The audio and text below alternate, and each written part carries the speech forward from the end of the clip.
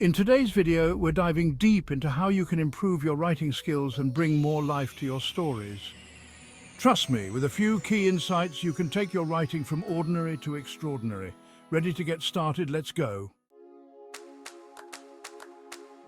All right, let's talk about the foundation of good writing, reading. And I don't mean just skimming through your Twitter feed or a couple of blog posts. I'm talking about immersing yourself in books, real books, the kind with pages you can dog-ear and spines that crack when you open them for the 100th time. You want to write well? You've got to read well. Find authors whose work resonates with you, whose stories move you, whose characters feel so real they could be sitting next to you on the bus. Pay attention to how they use language, how they structure their sentences, how they build suspense or evoke emotion. Think of it like this. Reading is like studying the blueprints of a skyscraper before you try to build your own. You need to understand the underlying structure, the way different elements work together, before you can even begin to imagine creating something as complex and beautiful. Be an active reader. Highlight passages, jot down notes, argue with the author if you disagree. The more you engage with the text, the more you'll start to internalize the techniques that make great writing so compelling. So, go out there, find your next literary obsession, and let yourself get completely lost in the world the author has created.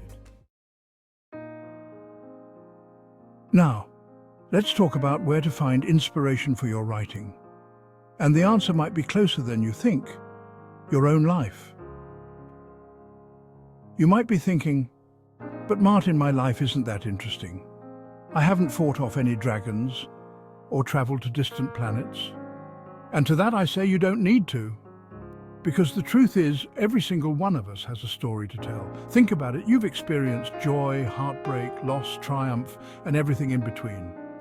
Those experiences, those emotions, those seemingly insignificant details of your everyday life, that's the goldmine, my friend. Because those are the things that make you, you.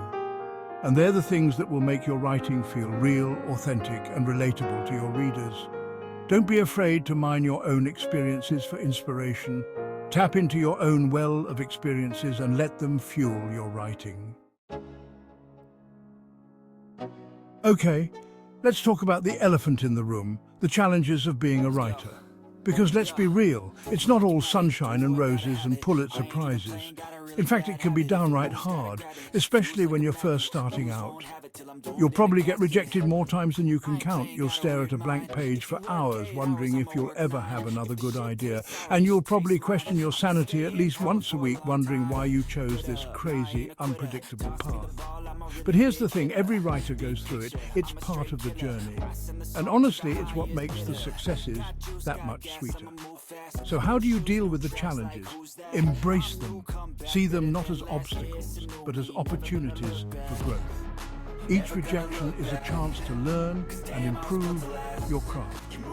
Each blank page is an invitation to dig deeper and find the story that's burning to be told.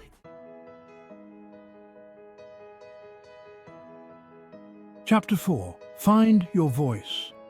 Now let's talk about one of the most important and often the most elusive aspects of writing: finding your voice. What do I mean by voice? It's not just about the words you use, it's about the way you use them. It's about your unique perspective, your sense of humor, your way of looking at the world and translating that onto the page. Think of it like this: your voice is your fingerprint as a writer. It's what makes your work distinct and memorable.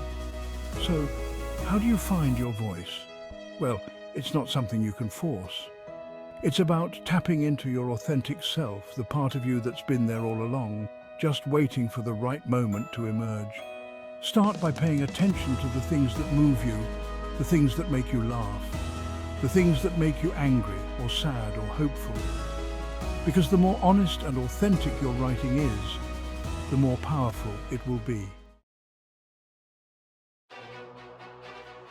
Chapter 5. Ask the tough questions.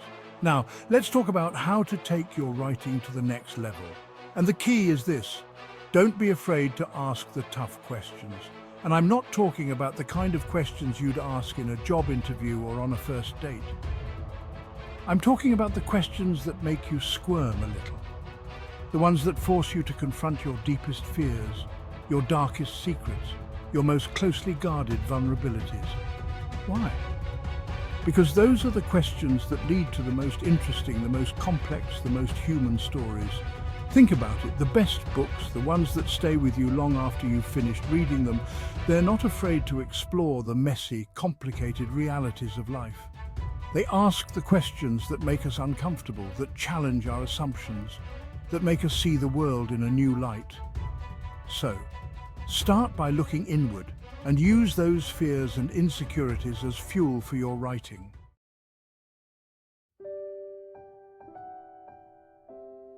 Chapter 6. Use emotional memory. Let's dive into one of the most powerful tools in a writer's arsenal, emotional memory. Now, you might be thinking, wait, isn't all memory emotional? And to some extent, yes, but I'm talking about something more specific here.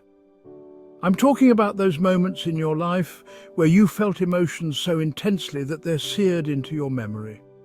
Think about a time you experienced pure joy, like the birth of a child or the moment you achieved a lifelong dream. Now think about a time you felt gut-wrenching sadness, like the loss of a loved one or the end of a relationship.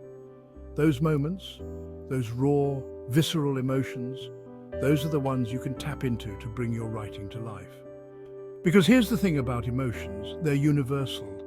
And when you can tap into those emotions authentically, in your writing, you create a connection with your reader that goes beyond the words on the page. You're not just telling a story, you're making them feel something. Let's talk about perspective in storytelling. Because here's the thing, there's never just one side to any story. Everyone experiences the world differently.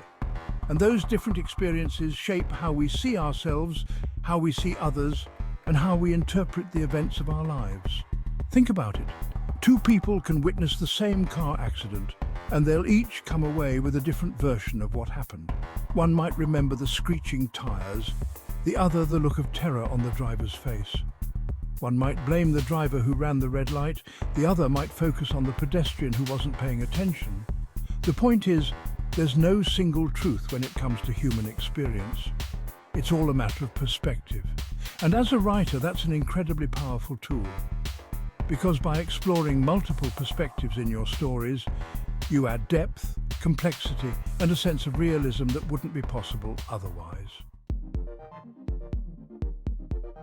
All right, let's get practical for a moment and talk about the importance of taking notes and asking questions throughout your writing process.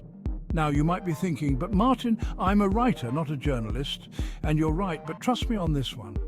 Because even the most imaginative, fantastical stories need a solid foundation in reality. And that's where note-taking and asking questions comes in. Think of it like this. You're building a house. You wouldn't just start slapping bricks together without a plan, would you? You need blueprints, measurements, a clear understanding of how each piece fits together. Well, your notes and questions are like your blueprints. They're the foundation upon which you'll build your story. So jot down character ideas, plot points, themes you want to explore. As we wrap up, let's talk about something that's incredibly important to me. Writing responsibly. Now, you might be thinking, Martin, what do you mean by that? Isn't all writing responsible? And in a perfect world, yes. But the reality is, words have power. And as writers, we have a responsibility to use that power wisely. When I say write responsibly, I'm talking about a few things. First and foremost, I'm talking about respecting the privacy of others. It's one thing to draw inspiration from your own life, but it's another thing entirely to exploit the lives of others for your own gain. If you're going to write about real people, especially if you're going to portray them in a less than flattering light, you need to get their consent. Because once something is written down, once it's out there in the world, you can't take it back.